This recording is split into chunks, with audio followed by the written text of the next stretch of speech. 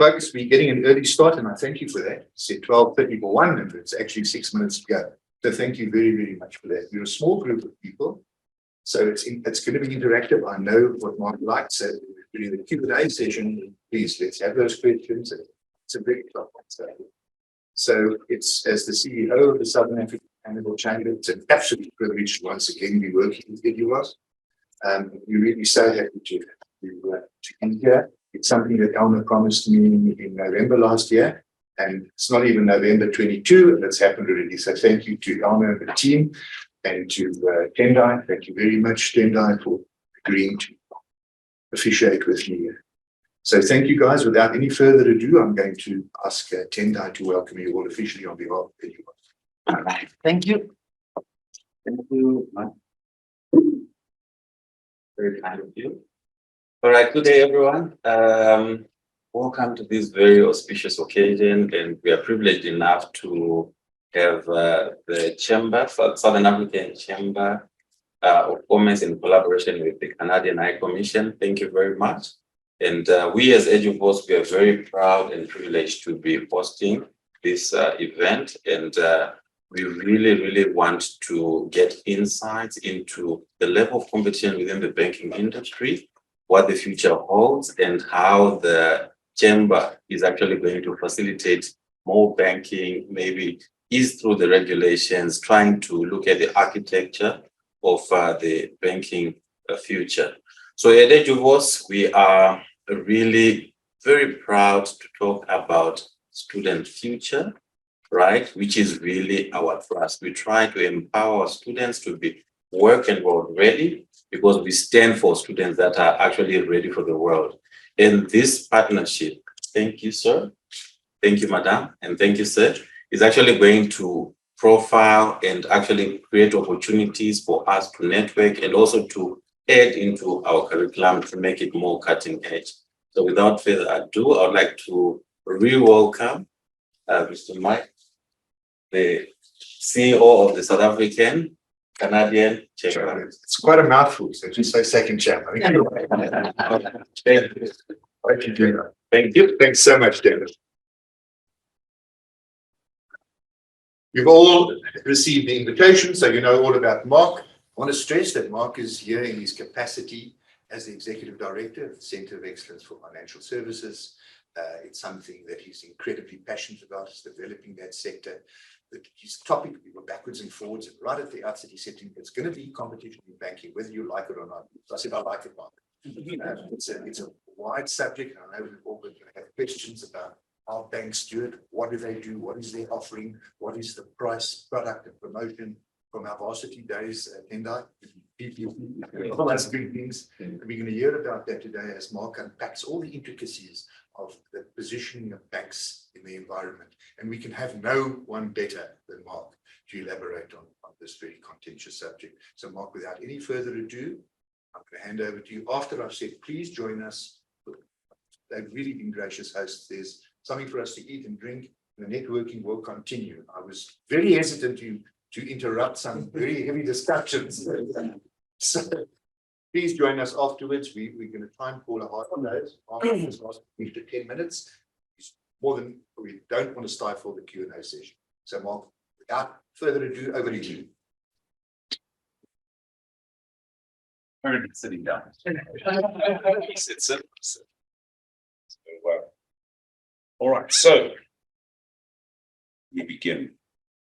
When I do a talk like this, I prefer to write it down, because that way I don't deviate.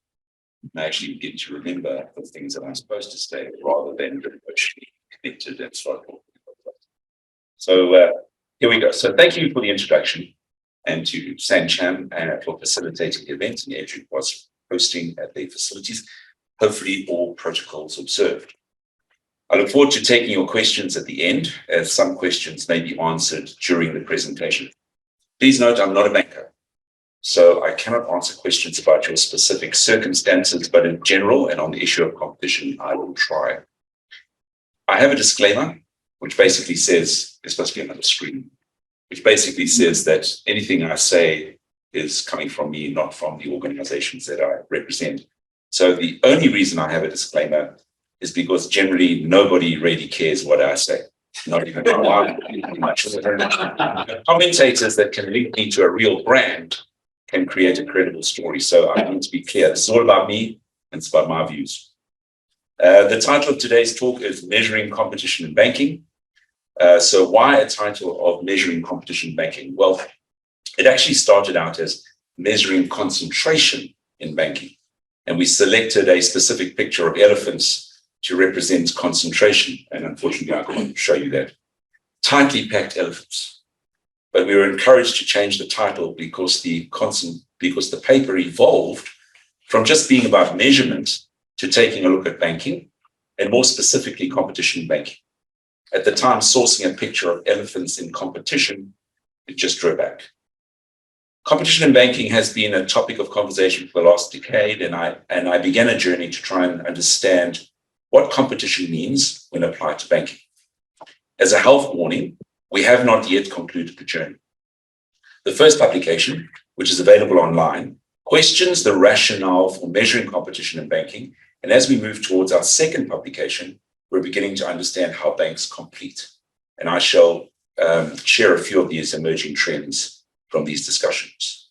The third and final publication, we hope, may provide a reasonable methodology to understand the competitive landscape of banking and how competition could possibly be measured.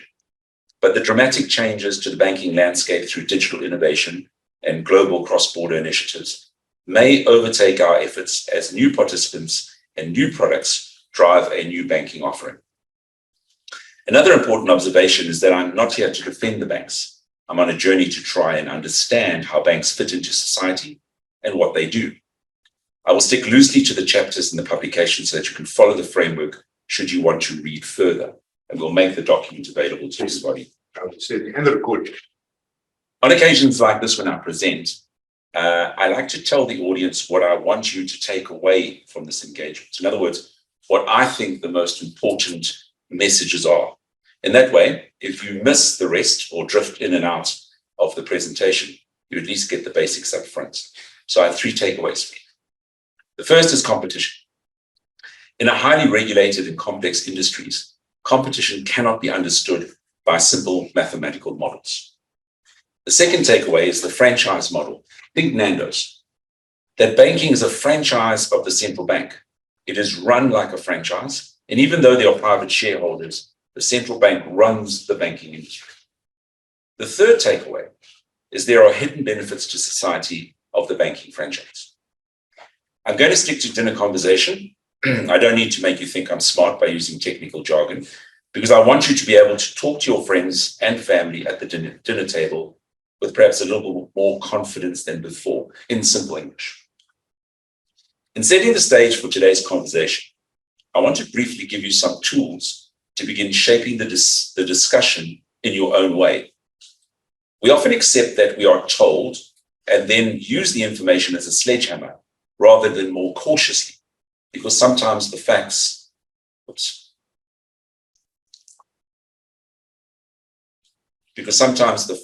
are not absolute truths. The first tool that I want to give you is positioning the subject of economics into your dialogue. Economics is in the same group of social sciences as psychology. My wife studies psychology. It's the study of the individual's behavior, and perhaps that's the reason I'm still married. Economics, on the other hand, studies the behavior of all society, all individuals' behavior. More elegantly, it's the study of scarcity and choice. Basically, it studies how the individuals, and then by default, society, choose to allocate scarce resources. I believe that money is a scarce resource. We never have enough of it. And the banking industry plays an important role in allocating the stock of money available to those people in society that are in the best positioned to benefit from the allocation.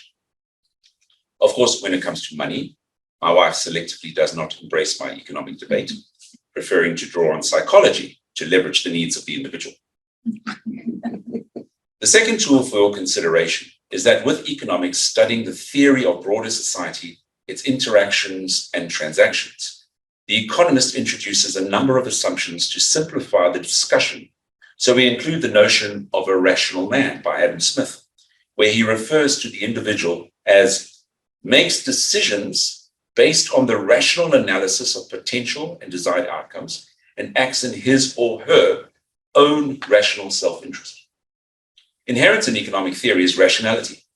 Let's not discuss our recent global experience of COVID-19 and vaccination hesitancy.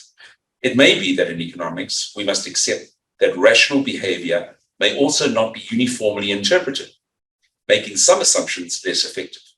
Perhaps individuals are risk takers, and it's rational to take some risk. To round off my introduction, I also want to introduce the 4 hypothetical academic theories that are used to explain the relationship between business, in this case we can use banking, and their customers, or collectively society. I want to emphasize that these 4 economic structures, called perfect competition, monopolistic competition, oligopoly, and monopoly, are academic, theoretical, and may not even exist. This is hundreds of years of economic literature that I'm insulting, not because I don't believe, but because I want you to recognize that economics is not a pure science like mathematics, and we must just be a little cautious about engineering an outcome based on economic theory alone. Human and societal behavior has changed over the centuries, and it may have changed substantially with new laws and new behavior.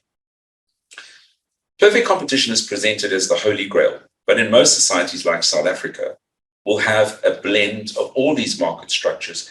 And although we want to understand how banking could be categorized, what is more important than a categorization by name is the perceived impact on society. And that's where we focused our efforts. The fascination amongst commentators is that the banking industry is bad. We don't know why it's bad. We just know it is. Setting aside some samples of one, we sometimes get told it's not competitive, it does not contribute to job creation or finance real economic growth, especially at the margins where conservative bias leaves many consumers without access. Even the South African Reserve Bank's Financial Stability Review will confirm high levels of concentration from time to time, using the measures we examine, implying a non-competitive industry. In chapter 1 of our first paper, we look at how competition was measured and examine 17 different mathematical formulas designed to measure concentration as a proxy for competition. I won't talk to the formulas and the models as it's not important for this discussion, but I will introduce you briefly to the most popular model, the Hirschfeld-Huffman Index, or HHI. One reason for its popularity is its simplicity and availability of data. Effectively, what the formula does is amplify the size of a large company on the group of companies being included in the HHI. The HHI is calibrated so that if the score is under 1,000, then there's no concentration. And by proxy, the industry is highly competitive. A score between 1,000 and 1,800 is moderately concentrated and by proxy, moderately competitive. Above 1,800, and remembering that the maximum is 3,200, it's highly concentrated and by proxy, not competitive. So what does it tell us? For the average commentator, it means that the banking industry scores between 1,000 and 1,800. It's not good enough. And if they score above 1,800, they're bad. The model actually says that under 1,800, it's moderately concentrated and a good outcome. And above 1,800, it is highly concentrated and may be starting to become uncompetitive. The SARB has published its HHI measure since January 2008. And by our calculations, the highest recorded HHI was 1,910. For the period up to 2015, the average HHI was 1,850, possibly giving credibility to the narrative that banks are not competitive. Since 2015, we have enjoyed a moderately concentrated HHI with 36 registered banks. If we were to artificially engineer an outcome, the SARB could require each of the 4 large commercial banks to halve their businesses, and by moving to 8 large commercial banks, now 40 from 36, we would achieve a score below 1,000, and we would widely be recognized as a highly competitive banking sector. The improvement in social welfare or the benefit to the public would simply be zero. The price you pay for banking would remain unchanged, but concentration would be broken, and by default, competition must be improved.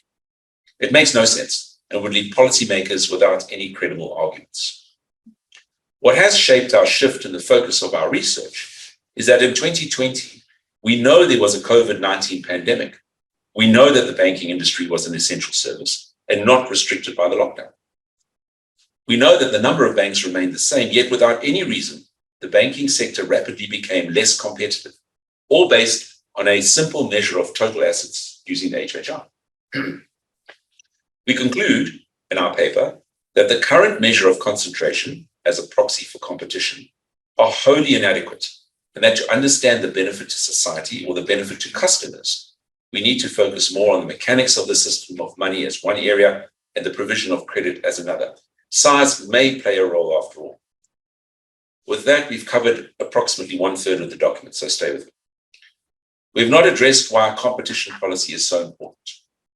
In the absence of anything better, we make the following observation. Competition policy is the theoretical proposal that large firms can extort more profits from society because of their size. Large firms are said to have market power and can behave collusively in certain instances to ensure they retain this market power and the profitability associated with it. Competition policy is about addressing this potential problem for society. What we do say, but not clear enough in our document, is that we're not advocating for an exemption for banks from competition. We want the best possible outcome for our societies, but we think competition is distorted by perceptions. And we need to focus more on understanding if banks have a market power that allows them to be able to sustain excessive profits, and if so, why? And if there are any additional factors that need to be considered when measuring the value to society.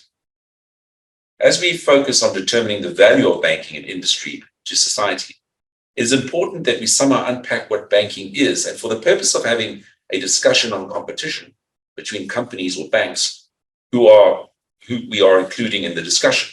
So in chapter 2, we consider how to establish a market so that it can be measured. It's fundamental for the analysis that only competing firms are included in the conversation that is at its heart about competition.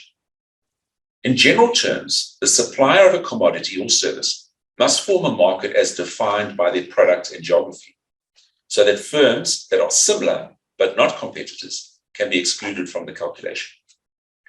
Banking seems easy to identify. First, it needs a license, and that's where it creates the exclusive identity of a bank. Another little known fact is that the word bank belongs to the South African Reserve Bank, and no one can use the word bank in a company name without their approval. So the Blood Bank, as an example, operates under an exemption from the Banks Act. This is where it starts to get tricky because banks are not licensed to lend. Their specific license is to accept deposits. So the business of deposit-taking institution means the acceptance of deposits from the general public as a regular feature of the business in question, including in relation to such an institution from persons in its employ. That's the direct quote.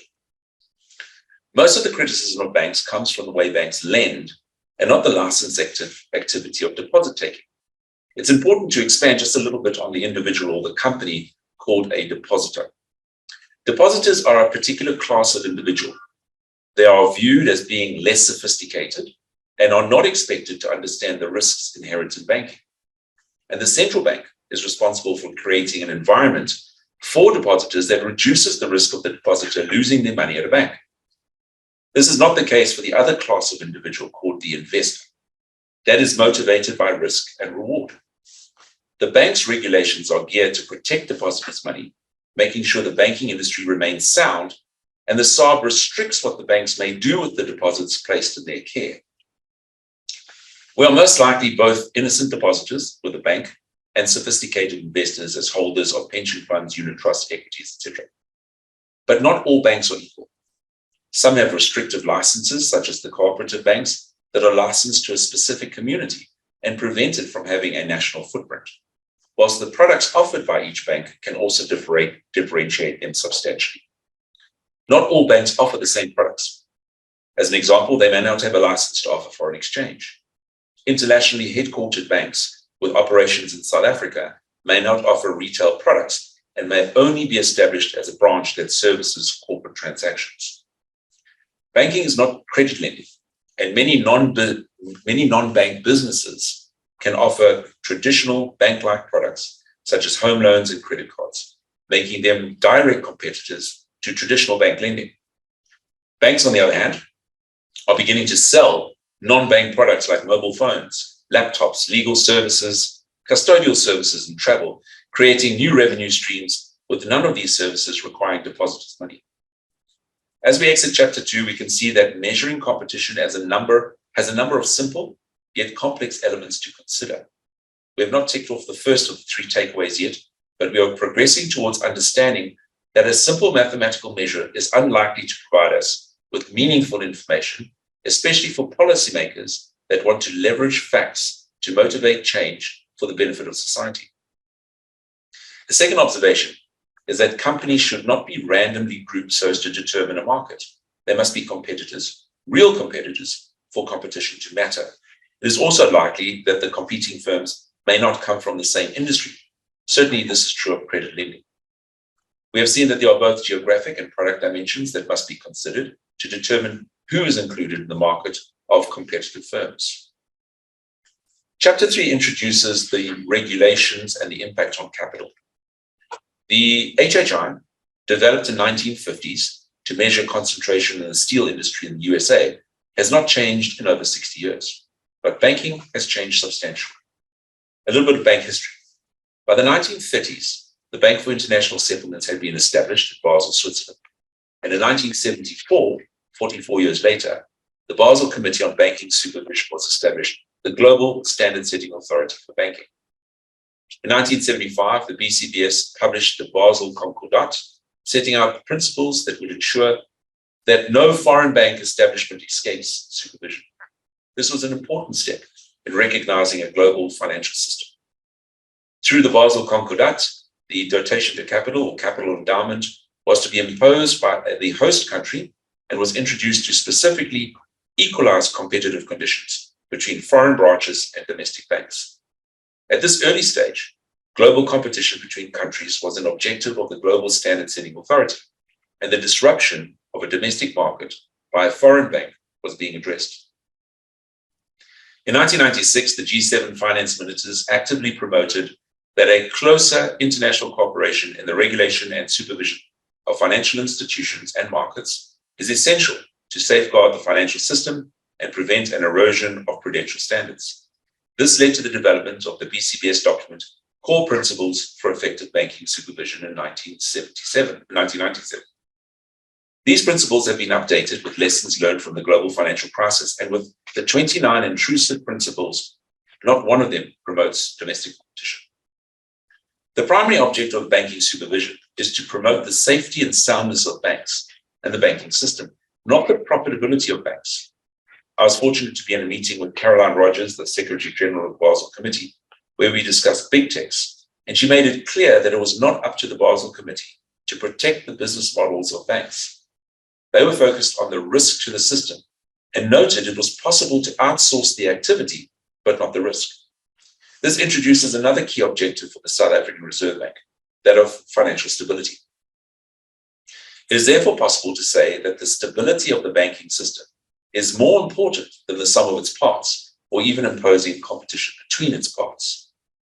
The focus of government is therefore on the banking system itself and the prevention of the abuse of the banking system, either by criminal elements or by risk-taking bankers. This introduces an often overlooked and important aspect of banking, the intangible value placed on the banking system. The global financial crisis demonstrated what can happen when things go wrong, and now they have a price. It is $2 trillion. The social impact estimated in a World Bank paper published in 2013 notes, social indicators have deteriorated significantly since 2007. The loss of 28 million jobs since 2007 brought the pool of globally unemployed people to an estimated 197 million in 2012. The youth has been hit particularly hard, with an estimated 74 million young people out of jobs in 2012 globally. The regulations that apply to banks have been developed from the many failings of banks over the decades. The Latin American debt crisis demonstrated that the capital provided by the shareholder was not sufficient to underwrite the risk taken by the bank, and a weighting was devised to link capital to credit via risk. This formed the basis of the 1988 publication, the Basel Capital Code, or Basel I, and yes, there's a sequel. A simple explanation for the new standard is that for every 100 Rand of lending, say 10 Rand comes from the shareholder or investor and is combined with, say, 90 Rand from the depositor, introducing another important concept, that you cannot lend without shareholders' money, making the shareholder a critical stakeholder in the banking industry, as they not only absorb potential losses, but provide the capital to lend. In this example, we recognize that capital is not held in a vault. It is actively invested alongside depositors' money, but capital is first to be written off if there's a loss. In my view, the most important participant in the banking industry is the shareholder. They voluntarily supply capital to the bank. They must be rewarded at a level that is commensurate with the opportunity cost of investing in other businesses. What is more important is that without capital, banks cannot lend their deposits to the real economy. They can only lend to government because they have a zero risk weighting, meaning credit to government doesn't require capital. So the shareholder is key. Banking is the only industry that I know of that has to grow their share capital to survive. And even the profits, such as retained earnings, helps to grow the capital base for the purpose of lending to the customer. Often critics will compare South African bank returns to those of first world countries and forget that the investor enjoys excellent yields from alternative investment opportunities in South Africa, meaning it would not be rational for banks to attract long-term capital at punitive internationally equivalent rates. Through the years, more lessons were learned. With a complete overhaul of the global banking standards in 2004 or 16 years later, we have the sequel in Basel II. Basel II encourages banks to use their own models to better understand their lending risk. This revelation was just in time for the global financial crisis of 2008. And at that stage, the United States was still delaying the implementation of Basel II as they were uncomfortable with the direction the international regulations were going. With the subsequent release of the International Standard Setters Review of the Global Financial Crisis, Basel III was issued in 2010, which is still being implemented today and will continue for a few more years. Basel III recognizes that making banks strong and exporting risks away from banks does not insulate them from the external economic shocks, which can have a significant second-round impact on the banking system, potentially causing their collapse, and forces banks to be more resilient, whilst forcing the central bank to improve their resolution powers for dealing with failed banks. The introduction of shadow banking, where the dependency is created between the informal or unregulated credit lending activity in the economy and the formal banking sector, gained prominence, with the term shadow banking changing to market-based finance over time.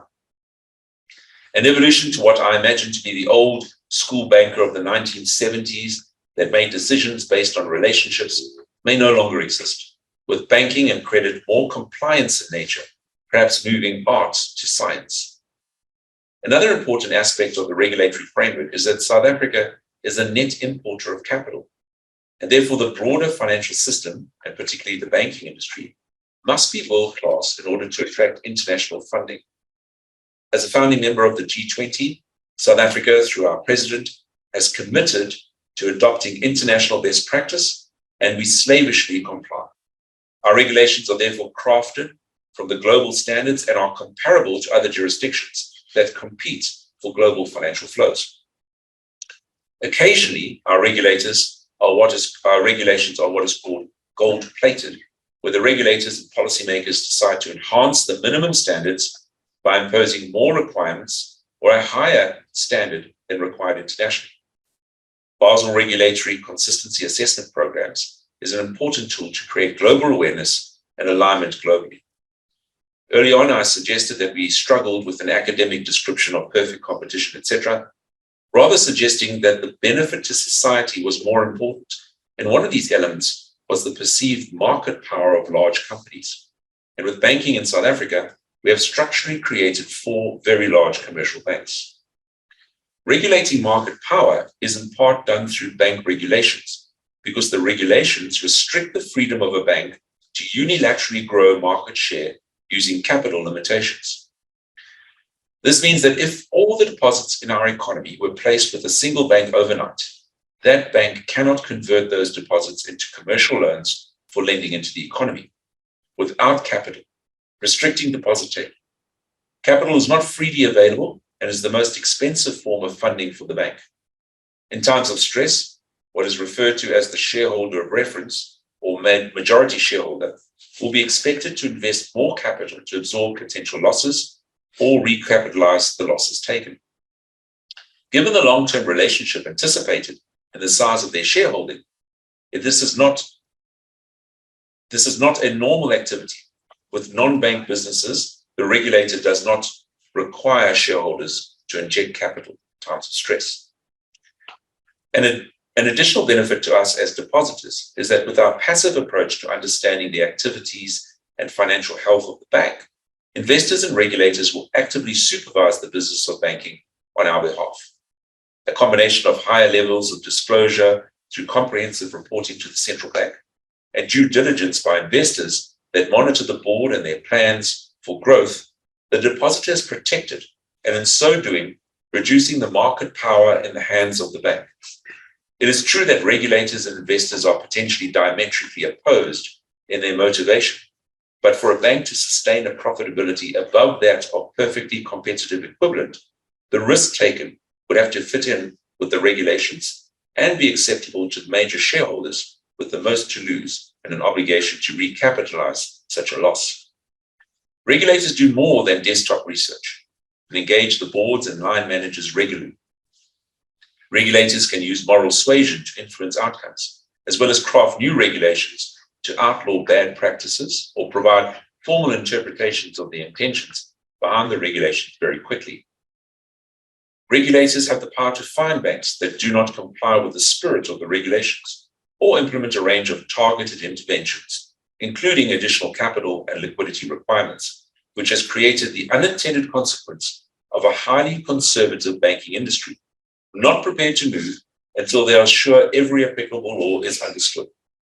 During COVID-19, banks around the world would not dip into their buffers, despite them being designed for such events. Capital requirements are set by the regulator for each bank, with a capital add-on not uniform across the industry, impacting on costing, pricing, and competition.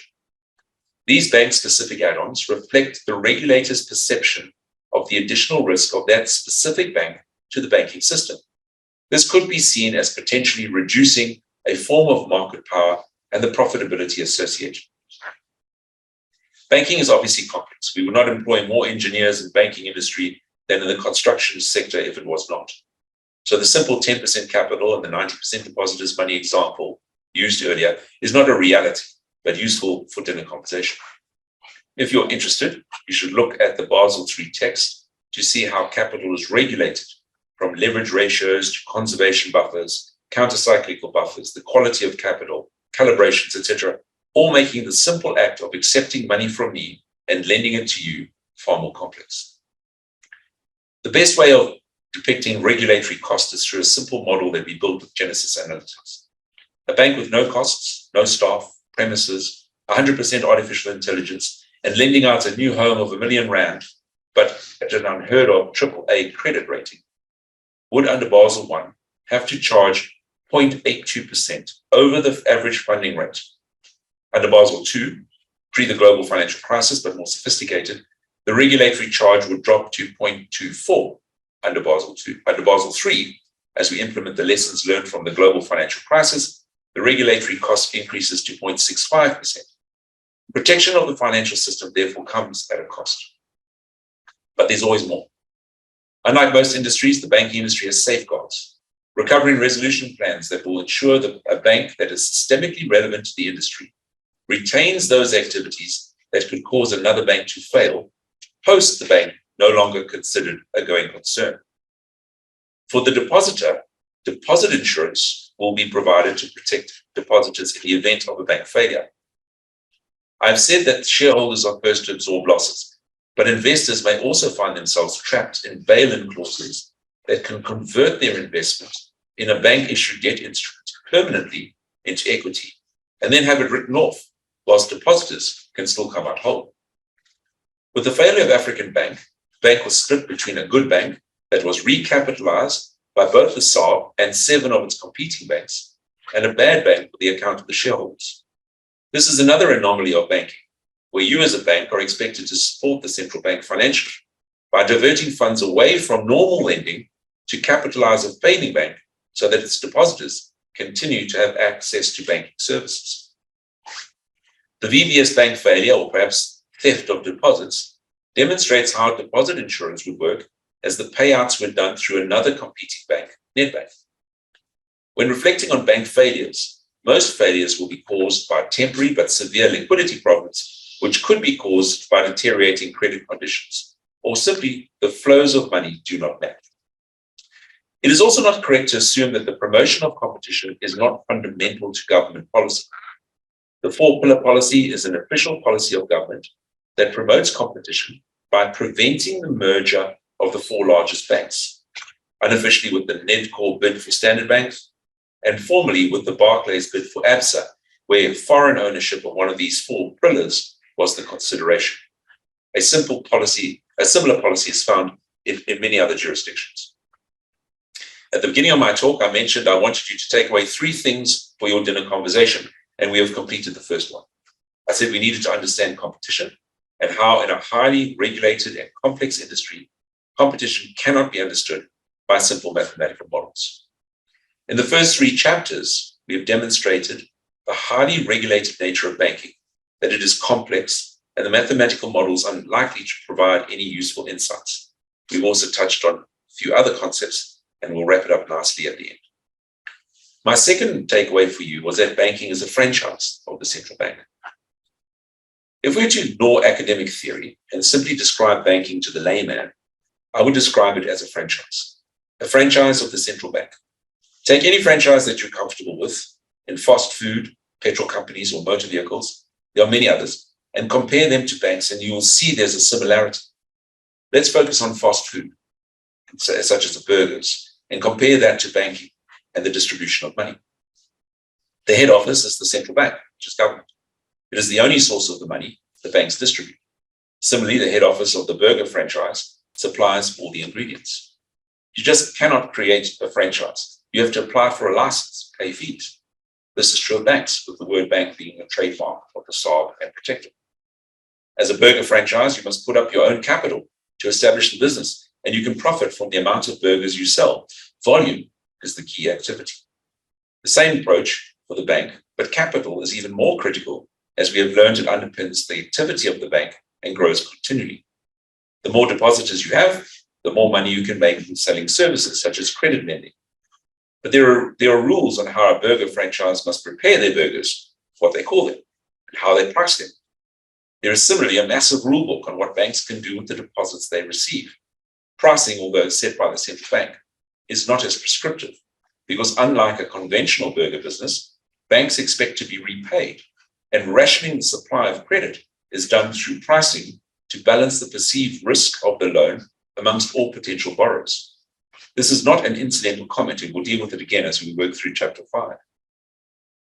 We should view each of the 36 or so banks as branches of the central bank.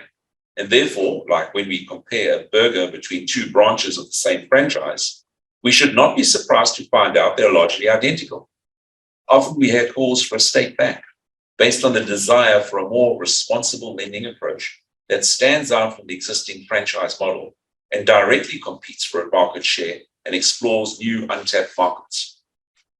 But if a state bank wants to be repaid the loans it makes, then surely it will also have to adopt the same rules as existing banks. Otherwise, it is giving away grants, and the shareholder, the state, will have to regularly bail out the bank by injecting more capital. We have seen that model used in South African Airways and other state-owned enterprises. This does not mean that new markets cannot become bankable. They frequently do. But each new market must compete with very bankable existing markets for the scarce resource called money. Chapter 4 introduces the role of banks in society. When reflecting on competition between banks, we shifted the discussion away from simply competition, because it could be a confusing concept, to social welfare or the benefit to society of the services banks provide. I think of banks as external to the economy. sitting on the border of economic activity. Not a popular narrative, I'm sure, but unlike traditional businesses where value is transferred between the buyer and seller, you buy a loaf of bread and the loaf is yours. The money you borrow from the bank has to be repaid. It is therefore temporary and aptly described as a loan. As a customer, access to credit enables you to participate in economic activity with traditional businesses. As consumers, you are competing with all other consumers for a scarce resource, the savings of other people. Banks therefore lend out other people's money. Banks do not have their own money. It either belongs to the depositor or the investor and shareholder. It was such a pivotal moment when I understood that banks don't have their own money. They have other people's money, because it changed my expectations around how I believe banks should behave with my money. There are a number of benefits provided by the banking sector to society, one of which is the unlimited need for money is tempered by the limited amount of savings, and banks are expected to apply their extensive experience in assessing credit risk to ration credit to only those that have the ability to repay on time and in full. Another benefit to society is the banks act as a financial intermediary, taking many short-term deposits and packaging them into long-term loans, providing convenience by being able to get a single loan at a single rate for a single term from one bank. Important for companies is the bank's ability to create bespoke solutions that will transfer the financial risk away from the company, the economy, onto the bank's balance sheet through a range of products from derivative and foreign exchange contracts to underwriting capital raising requirements. This provides certainty to companies so they can focus on their core competency of manufacturing or delivering services. The provision of cash for the informal sector through the entire value chain, from transporting, sorting, cleaning, and destroying, facilitating government grants. Another obvious benefit is providing a safe digital alternative to cash accessed electronically and remotely. Another government intervention, rather than competitively driven evolution, is the financial sector charter, where as an industry collective, banks are expected to provide a point of sale, that is, deposit cash, within 15 kilometers from a settlement. A point of service, for example, do a money transfer, within 10 kilometers from a settlement, and a point of transaction, for example, withdraw cash, within 5 kilometers from a settlement. A settlement is an area within a municipal suburb where more than 50% of the households fall within the South African living standards measure of LSM 125. Digital access was not contemplated in the calculation. Another emerging service provided by banks to society is the moral police force.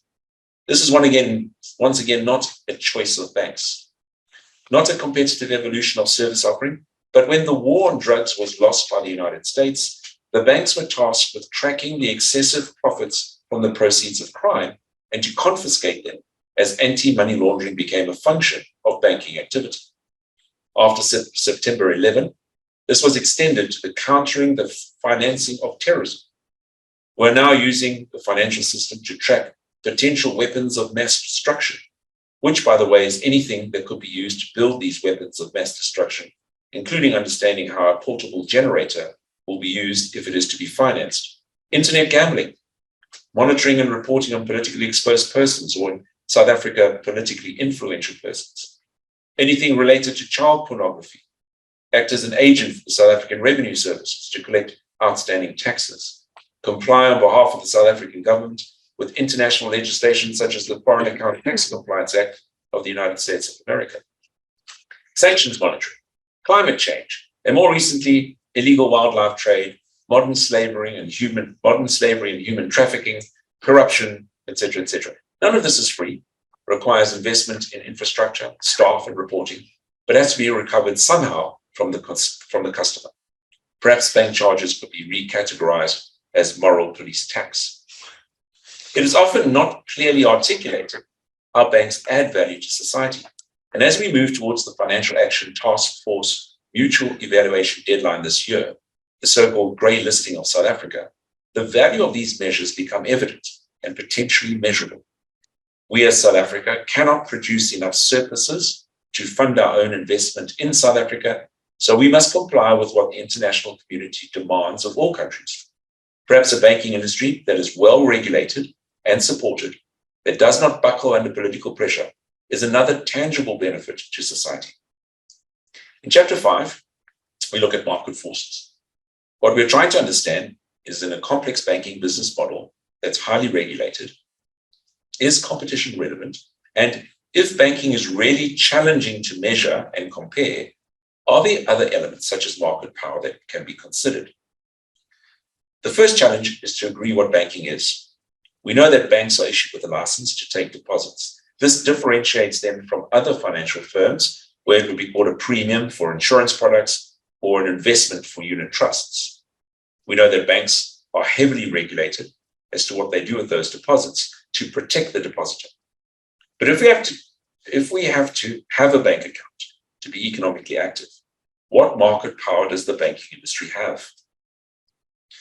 The Competition Commission defines market power as the power of a firm to control prices, to exclude competition, or to have an appreciable extent independently of its competitors, customers, or suppliers. The Jolly Commission made it easier to understand by noting that market power essentially means the ability of a firm to sustain prices above the level that would prevail in a competitive market. We associate money with banking, and with it there's a sense of market power, as the bank sets the price of borrowing or deposits with very little influence from the customer. However, unlike traditional products, money is unique.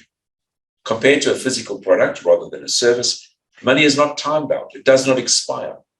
An original note from 1921 is still valuable today, even if it's not legal tender at the shop, and will be converted into modern-day money, and often for a hefty premium as a collector's item. This would not be the approach for the production of a loaf of bread or even a motor car. The manufacturer or reseller is often forced to change the price of their commodity to recover the depreciating investment. Money, however, is a unit of account. It is the descriptor of value, and it does not depreciate. What you can buy with the money changes through inflation, but not the money itself. Money is also fungible. Here is a little known fact. The fungible nature of money makes it interoperable between bank lending portfolios. What we've experienced through our COFS, our Centre of Excellence Sentiment Survey that polls heads of credit, is that when competition increases for products, the credit sentiment becomes more restrictive for the consumer. In other words, when competition improves the outcome for the consumer in a product, say motor vehicle finance, the banks will withdraw from financing motor vehicles and prefer to finance, say, home loans. Conversely, less competition results in more leniencies benefiting the consumer. If a bank wants to diversify their risk and is prepared to lend more to motor vehicle finance, they could make the terms more attractive for this period because there is no competition and they want to get more loans out to customers.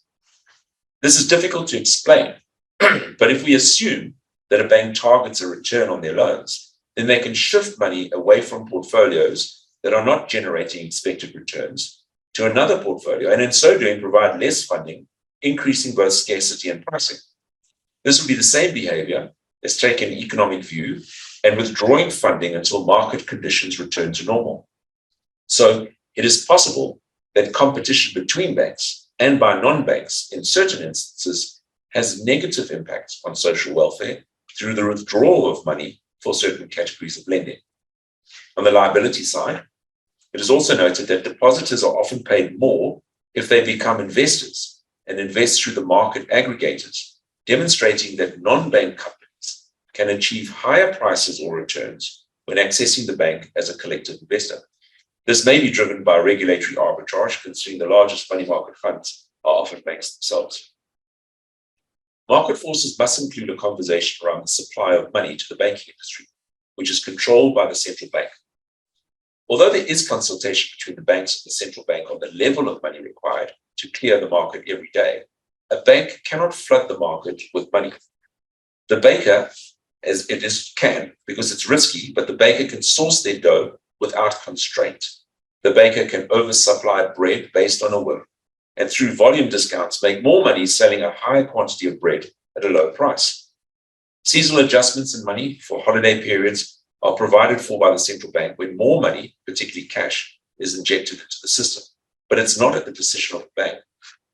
Too much money chasing too few commodities can drive up the general price level in the economy, and managing inflation is a critical objective targeted by the SARB.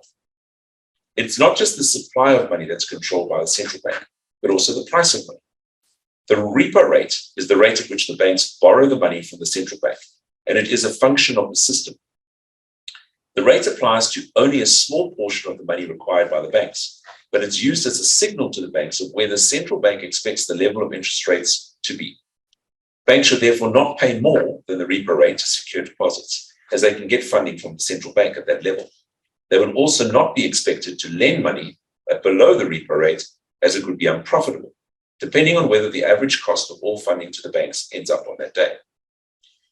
The popular expectation of banks having market power to control prices, exclude competitors, and behave independently is not obvious, while additional regulatory power of moral suasion is also has an impact on this perceived market power.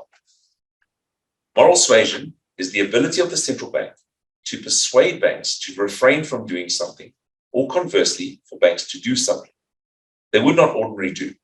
It is another market force not found in conventional markets. As an example, in October 2000, the SARB instructed the banks not to increase the prime lending rate when the repo rate was increased by 25 basis points, forcing the banks to absorb the cost. The reason for the increase was to send a signal to restrain wage increases and manage expectations. The structure of the banking industry, with its single market for money, controlled by the central bank and with high barriers to entry, would imply that the market for money could be described academically as a monopoly, but not with the automated or the automatic monopoly profits associated with a true monopoly. There's also some credibility to the position that the design of the banking industry, with a minimum of 4 large commercial banks, may indicate that SARB prefers efficiency in the franchise model, being able to manage around 90% of the banking industry with just 4 phone calls must have its advantages. It is possible that the franchise model is designed to support these decisions. When you examine the market share of the 4 large banks, it is observable that they remain reasonably consistent over an 11-year period from 2008 to 2018, between 85% to 81%, despite the total assets doubling over the period from 2.7 trillion to 5.5 trillion. The repo rate, the price at which money was supplied to the market, moved from 12% in 2008 to 5% in 2012, rising again in 2016 to 7% and ending in 2018 at 6.75%. Perhaps the distribution of money through the monopoly franchise is mechanical in nature, with very little opportunity to deviate or change outcomes. If we call the distribution of money a monopoly, then do banks earn monopoly profits at the expense of social welfare? The traditional view of monopoly profits is where the monopolist extorts value from the consumer because the consumer has no choice. This may not explain all bank profitability or behavior. Even in the highly regulated environment of banking, consumers have choice. As depositors, they can access any bank and may be able to get more favorable terms from one in particular. It is not just the rate of interest that determines choice. There are many benefits that are offered to tempt customers, with the astute customer hardly paying banking fees at all. The credit market is so highly competitive, with non-bank credit providers enjoying lower regulatory requirements as they compete with banks, removing any notion of guaranteed monopoly profits. But the distribution of money is only a component of banking. What banks are extremely good at is managing these portfolios of deposits and loans through active risk management. They also make substantial returns through their trading activity and hedging activity that has nothing to do with the loan agreement to the consumer. They also profit through foreign exchange and bond market activity and derivative transactions that hedge portfolios. There are a number of market forces that are present and need to be factored into a discussion of competition in banking. In the final chapter, someone's gonna wake up. In the final chapter, chapter 6, we briefly look at the disruption as an enabler of competition. The final chapter looks at disruption, in particular the fourth industrial revolution, and how fintech is reshaping the narrative of financial products. Disruption is evolutionary and nothing unusual, as we've introduced ATMs, credit cards, telephone banking, and online banking, etc. What is important to debunk the myth that governments will allow the people the freedom to manage their own financial affairs by having their own currency, payment system, etc. The latest developments of blockchain and Bitcoin has demonstrated just that. The focus of global regulations is to manage crypto assets like Bitcoin. A noteworthy observation was that Bitcoin branded itself as a cryptocurrency, and the international standard setting authorities have changed what they do to crypto assets, not currencies. Facebook's Libra, which then became Diem, has also not launched.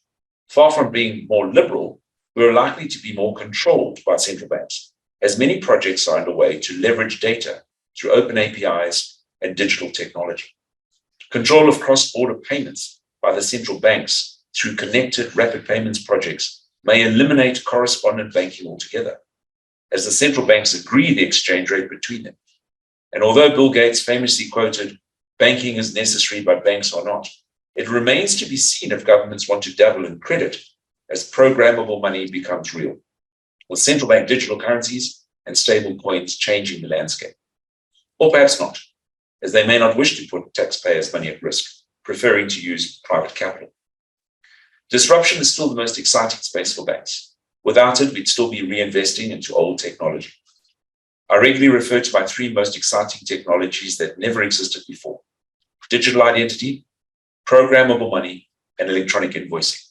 These are game changers that will leverage efficiency and reduce fraud, and it's unstoppable. I refer to the published research as part one of our potentially three-part journey to understand competition in banking. In phase two, our focus is on the way individuals see competition, as we search for the areas of consensus amongst bankers and other commentators. What is emerging is that the relationship between the bank and the customer is fiercely contested area, as any ability to generate income from the banking franchise requires customers, in particular loyal customers, and the banks will do anything to maintain that loyalty. This is a fascinating journey because it does not follow economic logic. It's a relationship, not price and quantity. It makes certain economic theories difficult to apply, and from our initial conversations, lends itself in part to psychology rather than economics. In concluding, I want to draw your attention to the three takeaways. The first takeaway was competition, the crux of the research. I said that in a highly regulated and complex industries, competition cannot be understood by simple mathematical models. Banking, I hope you will now agree, is both complex and highly regulated. Meanwhile, that simple mathematical models designed to measure concentration as a proxy for competition may be convenient, but are unlikely to provide the level of information required for policymakers to understand the nature of banking, the trade-offs between the value of banking system and the market power of its participants. As a policy tool, such measures are likely to miss the objective of improving social outcomes. My second takeaway was to introduce the franchise model of banking. Here we suggest that banking is a franchise of the central bank. It's not only run like a franchise, but even though there are private shareholders, the central bank manages the banking industry. This is an important element when trying to understand why competition amongst the different banking brands does not provide noticeable differences in outcomes. My third takeaway was that banks provide a moral police force through the analysis of your spending activity. They also lend other people's money temporarily and ration credit to those with the ability to repay. Finally, no matter how revolutionary we hope digital innovation will become, we can never truly expect the government to give up their sovereignty, their exclusive right to produce money. I trust that was useful, and thank you. The visuals would have helped. The questions. I think we opened the Pandora's box there. Jalen, what about you? Ton of questions. Right. Fire away. First, what are your thoughts on Twin Peaks, obviously, in our 4 H's? And I think that's something that's running through the market, obviously quite useful intermediately for the banking sector. Again, what are your thoughts with the change in the cash reserve model to the tiered approach, which was announced or is being implemented over the next 12 days?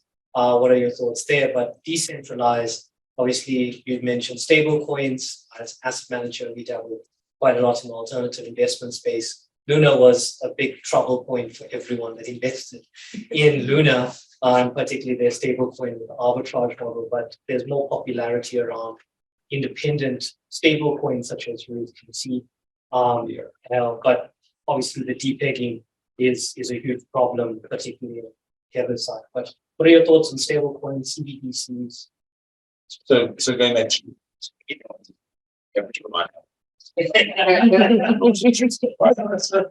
so on Twin Peaks, I mean, the intention was to bring the two big regulatory organizations together, and so that we would create a cooperation and a better harmony. I think they've achieved something. I don't think it's the Holy Grail, but I think they've achieved a lot. I still believe that the Prudential Authority is the main regulator. The Financial Sector Conduct Authority is the secondary regulator. The reason for that is they've got to keep the soundness of the banking sector. Keep it alive. I'm not worried about whether your customer is getting hammered or not. So I think there's a natural tendency for there to be a superior regulator out of the two. And I think over time, we will get benefits. The problem with Twin Peaks was that in the eve of the regulations being adopted in Parliament, the National Credit Regulator was meant to be part of the Twin Peaks franchise, and they took it out. So the DTIC is a lot more powerful than the Reserve Bank because they were able to get that element out, which creates a problem because credit is a very important element of the harmony that we're looking for. And we have a proper regulatory framework. I know of a bank who went overseas to raise capital, and whilst they were overseas, I think it was the credit regulator fined them for the quality of their photocopies of ID documents or something. And as a result of that, they were unable to raise money and had to come home because you had this stigma over their heads. So, Twin Peaks. The second question was? Your thoughts on the change from the cash to so we've done the current reserving process for many years. I haven't been part of those discussions. My team has. This is experimental. There's no reason to believe that it's going to do anything more than what it's done before. So if you think of what I've said to you today around the fact that it's a franchise, cash hoarding. Who hoards cash? So the logic is there because they've obviously got the reason, the rationale behind it. They've engaged with the banks. The banks are happy to do so. I do think a change is as good as a holiday. We've had about 4 or 5 of these over the last 20 years, so it will be different. It remains to be seen. So I don't have an opinion really on whether there's going to be a positive development, but this is where they think it should go to, and this is what they want to do. If that brings down the amount of cash that we have to hold with the Reserve Bank, that would be fantastic. At the moment, you have to hold 2.5% of your total liabilities as adjusted in cash with the Reserve Bank earning 0 interest. And that money gets given back to us through the repo rate, but there's more money there than we get back. So there's this pot of money that's sterilized, which we can't lend out. So that doesn't make sense. And if it undoes that problem, I think we've made something quite successful. Would you say it would generate more competition within the banking sector because they're lending themselves? Oh, we lend amongst ourselves every day. Yeah. There's so I don't know how to put it, but everybody knows everybody in the banking sector. Right? And you've got to be able to get access. So there's 100 rand somewhere and I need it. And if I knew, do you have it? I'll phone you, do you have it? You got it. Thanks, can I have it? I'll pay you that rate. And because today you're doing me a favor, tomorrow if you do me, I'm doing you a favor. And it kind of, so we have this clearing model that works because everybody knows that at the end of the day, you can't screw the other person over because ultimately you're going to be on the other side of the fence one of these days, right? So the competition is with the customer.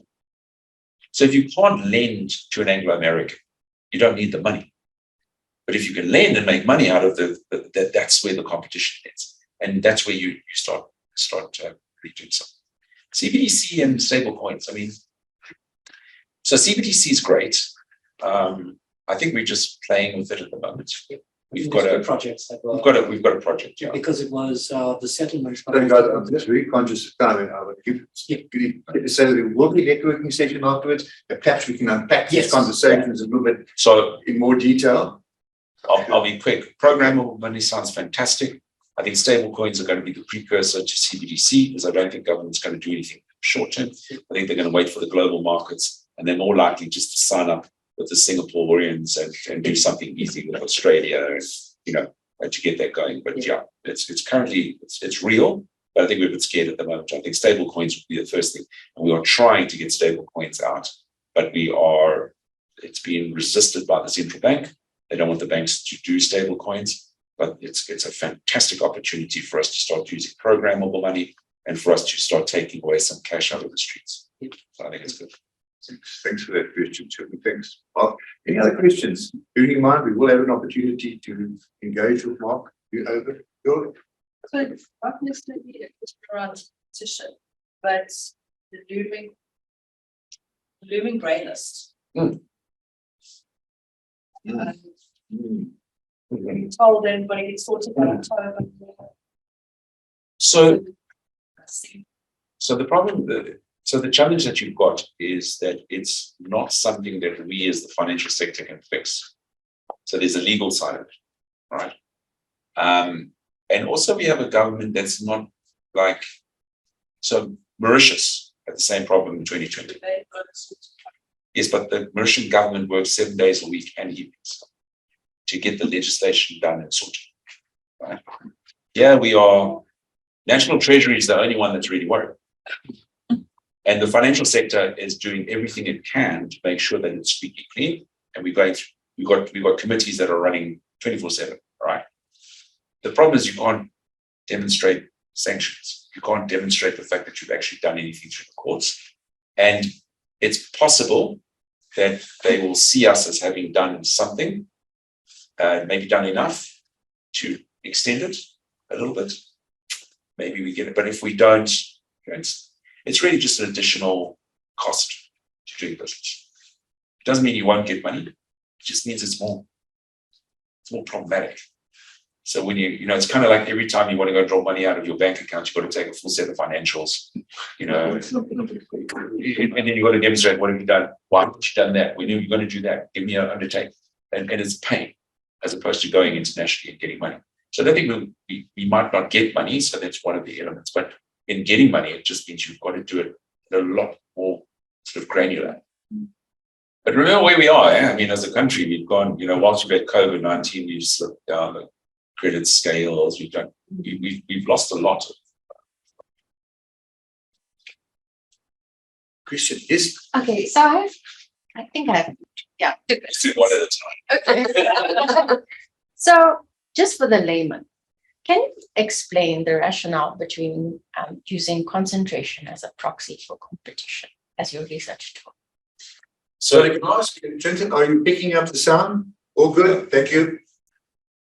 So back in the 1950s, if you can imagine what that means, back in the 1950s, they used that. It was the only way that they could work out the hypothetical market power that, particularly in the United States, they used it in the steel industry.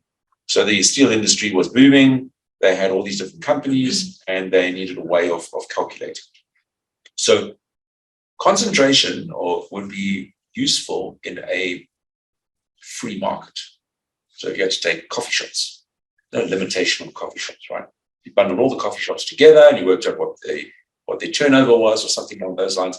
You might be able to work out whether there was a dominant firm in the coffee shop market. And in 1950, that probably worked. It was probably revolutionary. But what you need to do is you need to understand more of the dynamics of the financials. And there are other measures that are more complex, but you can't get the information. So it's just much easier to say the total assets of ABSA, the total assets of Nedbank.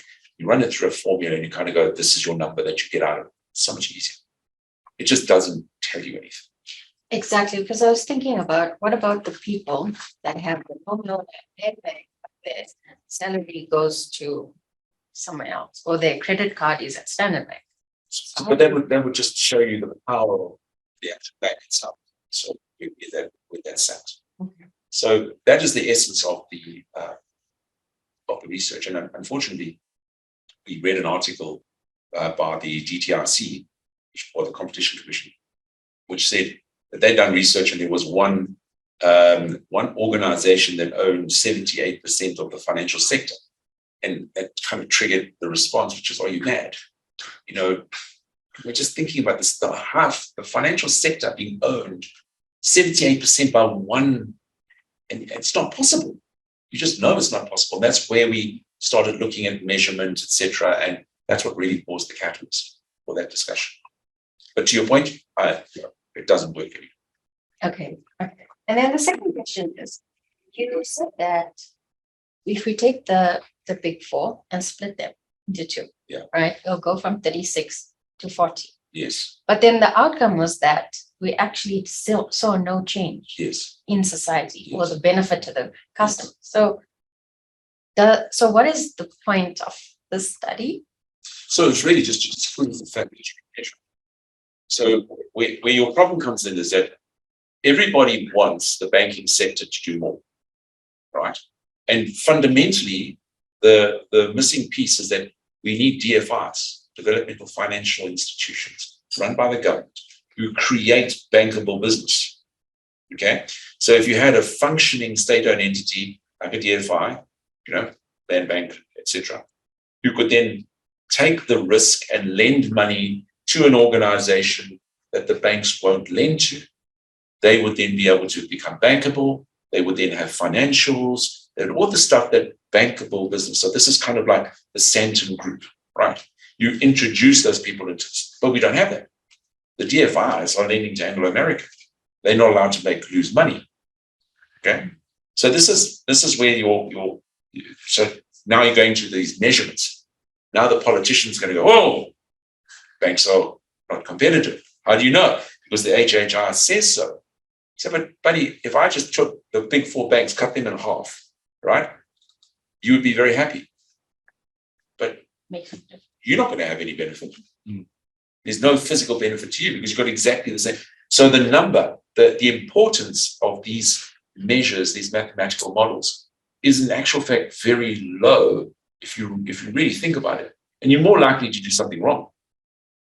You're more likely to take a policy decision that ends up creating more harm to society because you don't understand where the value is. And that's what we're trying to achieve, is to say, don't treat banks as special. They're not. They should be competitive. But don't assume that what you see is in actual fact the value, the total assets. Thank you. How we figure that out, I don't know. I mean, how we fix it. But we try. No. Oh, sorry. Can you? Sorry. Sorry. No, it's okay. Sorry, you said something about banks not being very employable. Sorry, I'm speaking from Not being very employable, employing really in the sector, the banking sector itself. So as from students' perspective, I'm a student advisor. What's your opinion? What could banks do, or the banking sector do to employ more young people?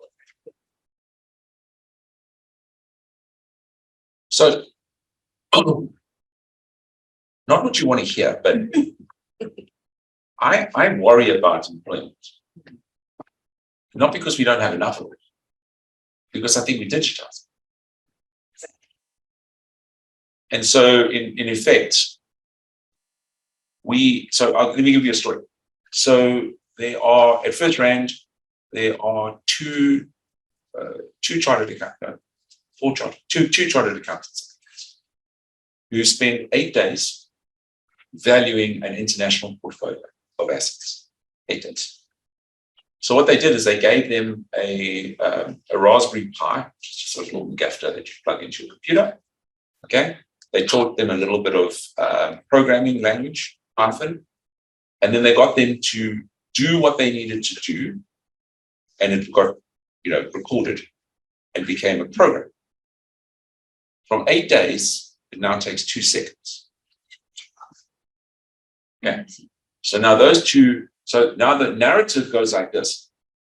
Because the 2 chartered accountants don't have to go around with pieces of paper and sort this thing out and spend 8 days, they can now do the thing they love. So one's left. Gone off somewhere else. Okay. So the theory is that you now do the things that are important and the things that you can add value to, not the programmable stuff. Banking is highly programmed. So it would be more, it would be better for students to actually go more into IT and making sure that they understand the languages as well. So yes, I mean, IT is really important. Yeah. But if you're going to go and work for PwC as a chartered accountant, you now need to be able to get into a computer, and you need to be able. So IT is no longer a separate science; it's life. So in an aspect, what we should do with our degrees, if I could put our accounting degree, should we add Python to our accounting degree to make them more employable, basically? Probably, but you've got to be, you've got to be current, and I think that's where the challenge comes in. You've got to be with the accounting firms and ask them what are they using, what are they needing, etc. Because it might be something different. So the idea, yes, relevant. And I mean, I don't know about you, but I'm one of those guys that, I don't. When I use a pencil, I don't sit thinking how they get the lead in the pencil. It's just a pencil. I just write with it. This thing here, it's just a laptop. I don't give a crap how they get the computer. So when it doesn't work, I say, IT guy, come fix. And then he goes like, it's not switched on. And now what's happening is from working from home, I've had to become more IT aware. And that's the point, is that IT is no longer somebody else's problem. It's everyone's problem. I looked at this here. It's Faculty of Information Technology. We've just finished getting an OFO codes for cybersecurity for 3 job descriptions, and are busy building out, we're using the universities to get cybersecurity as a subject and as a degree taught. Mm-hmm. Now, it's another thing. But don't despair. The point is It's just different jobs. It's getting so Zero. Banking. Bank Zero has currently 20-something people. Whole bank. And Michael Jordan says, if we get to 100, we're just ridiculous. So you're going to have a whole bank that could service everyone digitally. Because what's digital? I mean, digital is just a stacking thing, right? 100,000 people come through, 1 million people. It's just stacking. They're going to run an entire bank with 30 people. ABSA has probably got 30,000. They're just going to make it digital. And it's simple. If you can tell me what you do, I can convert it into a digital program. If you can explain to me what you do, we can program it somehow. So the point is, it's the humanities that are becoming more important. It's what you do. It's that thing, that emotional connection with your subject that you can't program. And that's what that's what you've got to focus on. You see, not the, the auditor gets sent off to a warehouse, it's got to count how many plastic buckets and rakes. Gone. It's gone. It will be gone. I mean, accounting, when I talked to you, sorry, I'm rambling, but when I talked to you earlier about digital invoicing, what digital invoicing does is it says, if you want to purchase this phone, all right, theoretically, I could take an invoice, a pre-formatted invoice that everyone's got. I could take that information, put it into it, flick it to you, you accept it, send it back to me. We now have a copy of an agreed contract to sell you this thing. All right. So now, forgive me, I'll make you KPMG. You send that to KPMG, which is a computer. I flick mine to PwC, which is a computer. Right? They match the trade.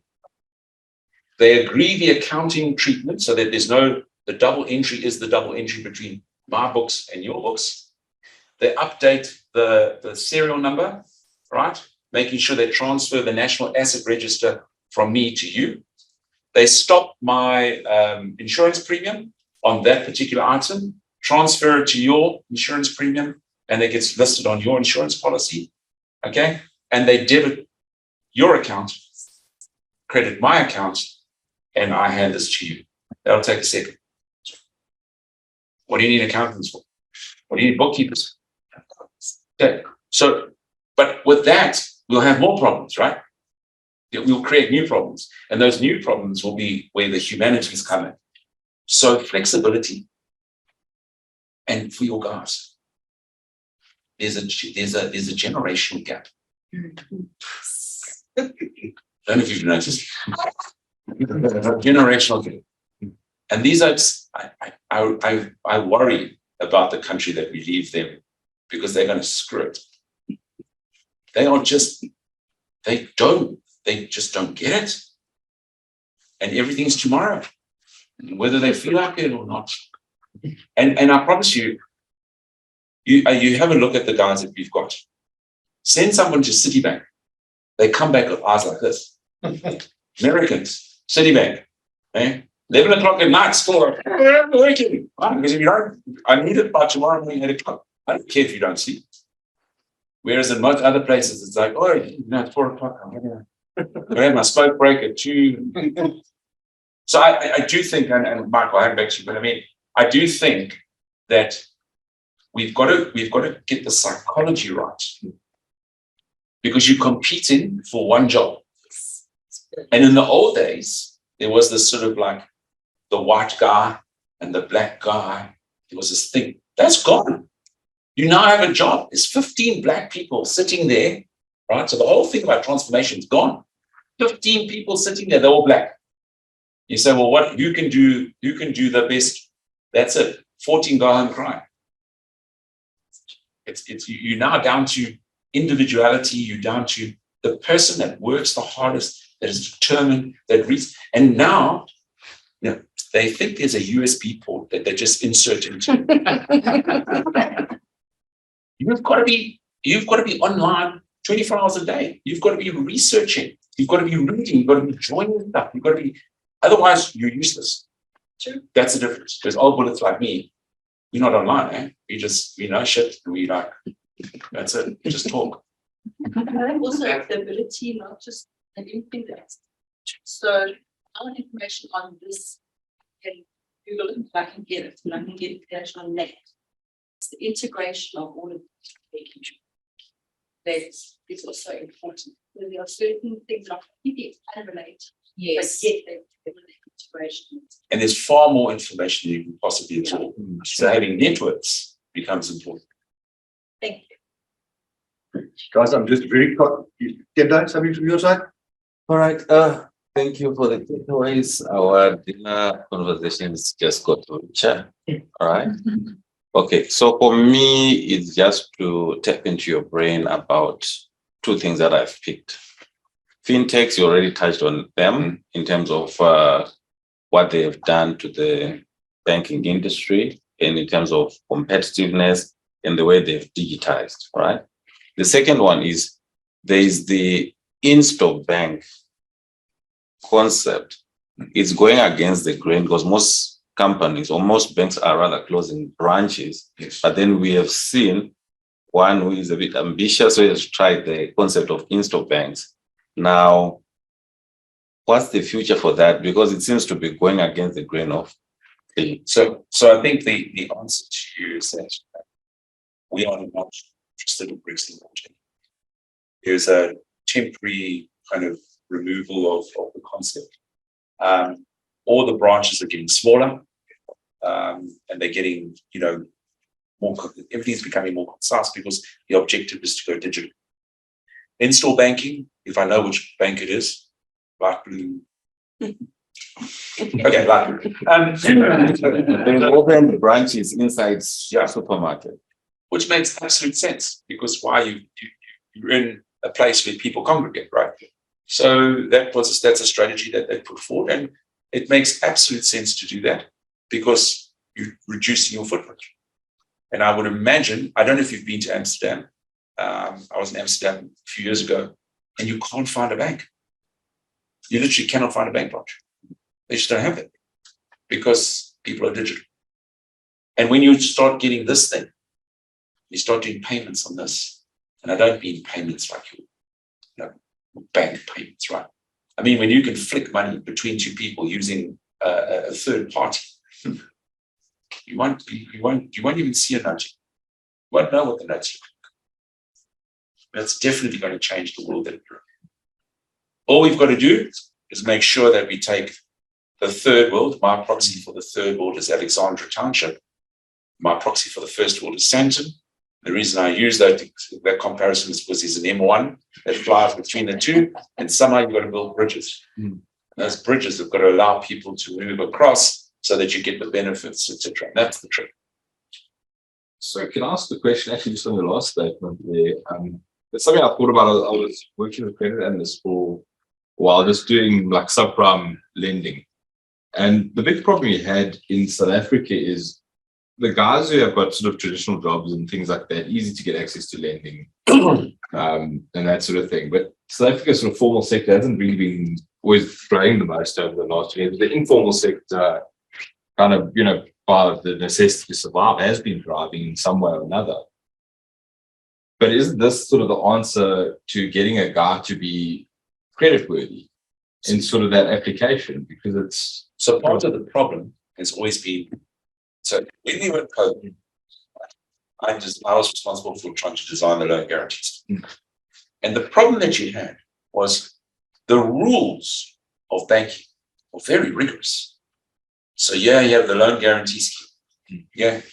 Do you need money? And remember what the money was for. It was to pay salaries. Some of the big retailers with big bad boys in the shopping centers, and they're not paying rental, and we had all sorts of crap going on, right? So you are. And you say to somebody, do you need money? You say, absolutely. So, okay, bring me your financials.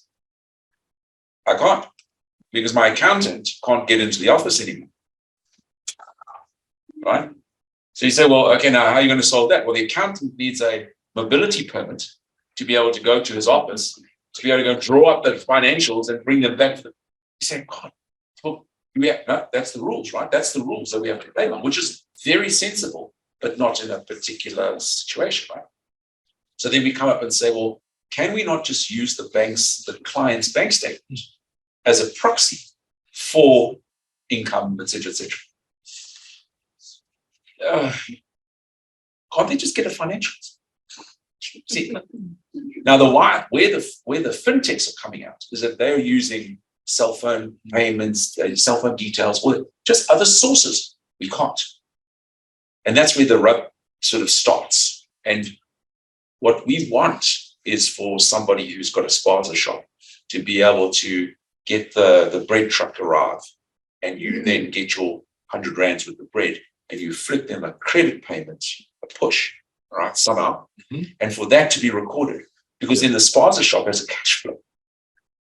Cash is not useful, but in a digital world, you could still have cash. So that's where your stable coins come in. That's where the sort of flicking stuff backwards and forwards becomes viable. When I was in, and to give you evidence of that, when I was in Amsterdam, ING, which is a very large bank insurance group, they tried to get their dev teams to sort of develop new products. Okay, and what ended up happening was, because of the banking is not, it's not the old days where you could make decisions, right? You've got committees and you've got structures and you've got to go up the, and so what ends up happening is they got rid of their dev team, and they gave them some money, they gave them a building, and they said, go out there and then cannibalize our business. And that became very, very successful. It's very successful. Guys, we must put a time now, really, to go way beyond our time. I think it's been incredibly interesting. Mark, thank you. I'll still talk. Thank you for unpacking the mystique of banking for us. I think based on the questions that emerged afterwards, I think there's testimony to that. I think what I certainly conclude is that banking is here, but not banks as we know them anymore. So we need to get used to the way the world works, and banking will always be an integral part of the whole process. But to you, Mark, thank you so much for giving us of your time. It really is nice to know that you heard it from the legend. So thank you, Mark. You are playing hard too. Thank you so much once again for your hospitality, for opening your premises to us. This is just a magnificent setting and it's conducive to that kind of discussion. So Tendai, to you, Elna, to the team Eduas, thank you so much, and we look forward to doing such events. Thank you very much, everyone. You can't go away without eating, so please join us. Yeah, we're getting started. Yes, your mate. Sorry, your mate, the recording available and the presentation.